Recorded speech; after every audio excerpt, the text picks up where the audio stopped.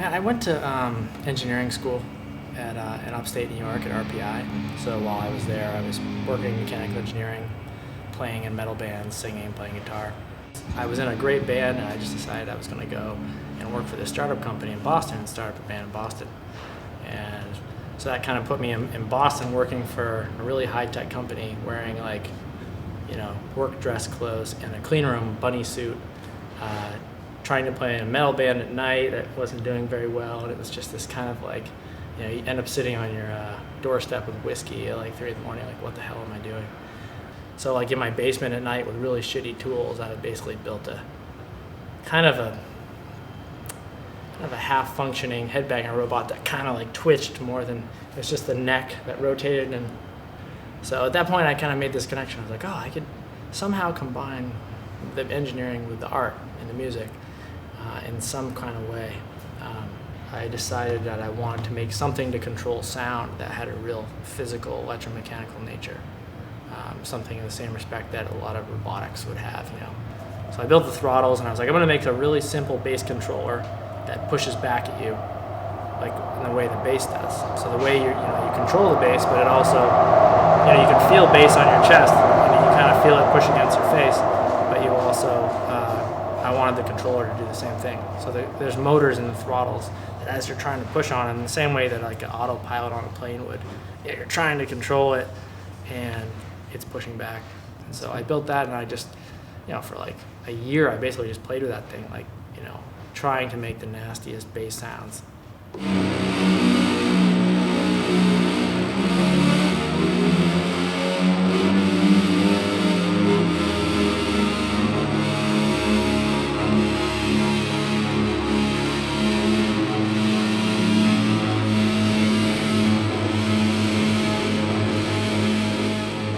I wanted these to be simple. I just, people when they walk up to it, they know what it's for. It's and it's an instrument. It controls bass.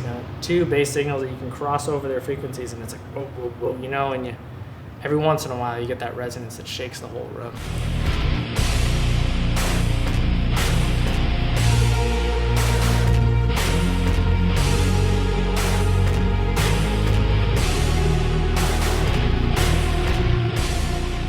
After I made the first one, I built each device to kind of surround me in this way. And this is actually something I haven't talked about, but I was a one-man band before, so I wanted to, that's ridiculous. You get up there with a guitar, with your laptop, and that thing got really old to a lot of people really fast. It was lame, and so then I started triggering things with a pedal. So I would trigger all my changes playing bass or guitar with a pedal, with the sequences broken up. And then I was like, well, it'd be cool if I could tap with my left hand and play the drums in my right hand. And so that's, actually how I decided to make a drum controller. That was a sliding device for my right hand. But then I couldn't actually tap it, and that sounded ridiculous. And then it just dawned on me that, okay, I have to make everything. In surrounding you, so things you could do, with one hand, you could do together, and they would all be next to each other.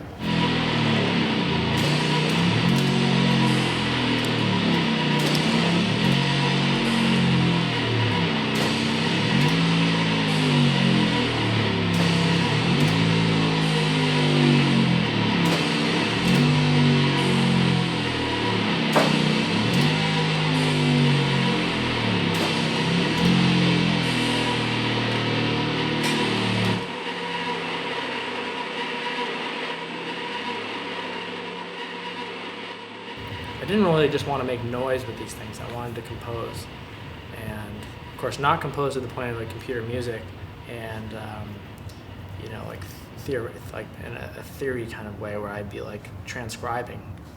But I also didn't want to just make noise, knob turning, wall of noise kind of stuff. And so I would have to basically practice twice after I built the damn thing for a show, and then I don't know if anything's gonna break, and a lot of times things did. The chain would break, and it's not like you broke your string. It's oh, a chain broke in the sprocket. I have to go to Industrial Warehouse and buy another one. So you're kind of screwed. So it was kind of stressful.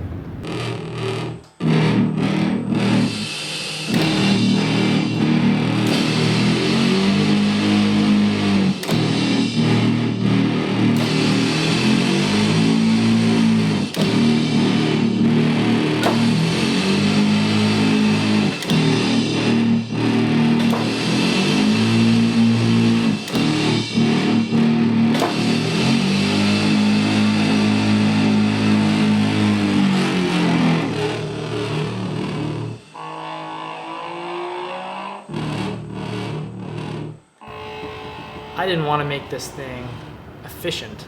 I wanted to make it out of the proper materials, and I wanted to make it strong. And it had to have weight because, you know, in Doom or in drone influenced stuff, I really, you know, I wanted to be able to, you know, you get that like trance like Doom thing, you know, where you're either stoned or, you know, whatever, you're just really into it, and it has weight to it. So each of these devices had to have that weight, and actually weight corresponds to like quality materials. So I think in sculptural terms that works out together. So, you know, like I avoided using aluminum as much as possible because it breaks down and it crumbles, and or it doesn't crumble, but it wears down. But steel is much better, but steel also rusts, but you can use rust to your advantage. So if you use steel, you want it to be something that you're touching. So you're constantly kind of polishing it with your hand. A lot of times it's hard to get all these things set up at one time, you know, like, because actually to get it after a show, it takes fucking forever to get everything set up. So, you know, when you're waiting to get everything, or something broke and I've got to go to the shop, or I ordered a part, so I'm like, okay, I'm gonna be really efficient and write the song in my head beforehand. I'm walking around at school and I'm like, okay, I just wrote a song that I think will work on this device. And then when you actually sit down with the thing, it totally doesn't work. And so you somehow, I guess somehow it would be a starting point, but I'm constantly being like reconfigured by the devices. Like I think something's gonna work, and then it's like, oh fuck, that didn't work at all. And so then I have to sit.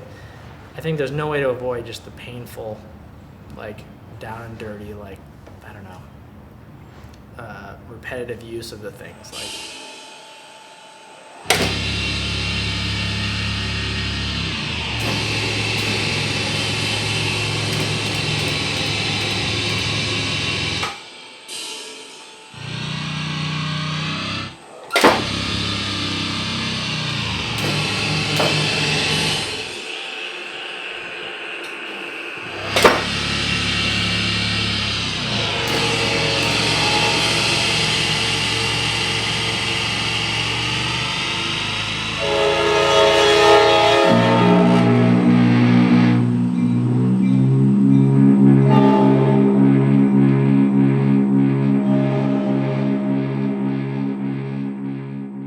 there's no ideal venue to play in, you know.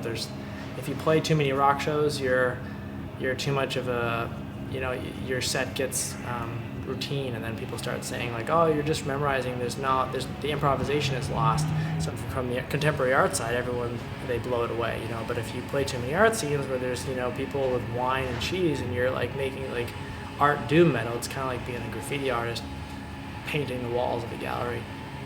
So then like your core like metal like doom roots are gonna go against you. So,